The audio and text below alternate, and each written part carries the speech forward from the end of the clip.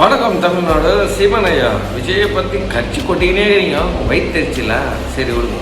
ஈழத்தமிழை பற்றி நீங்களே எப்போ பேசுனீங்க? நீங்கள் அரசியலுக்குள்ளே வராத முன்னாடியே விஜய் பேசுறீங்க. ப்ரூஃப் இருக்குது, மாட்டிக்காதீங்க. புரிதா இல்லையா? ஈழத்தமிழ் பிரபாகரனை பற்றி பேசி விஜய் எப்பயோ ஸ்கோர் பண்ணுற சின்ன வயசுலேயே நீ இப்போ வந்து கதறுனுங்கிற புரியல. டே தம்பிங்களா இல்லை அவனோட கூலிப்படை அண்ணன் கைகளடா நீங்கள்?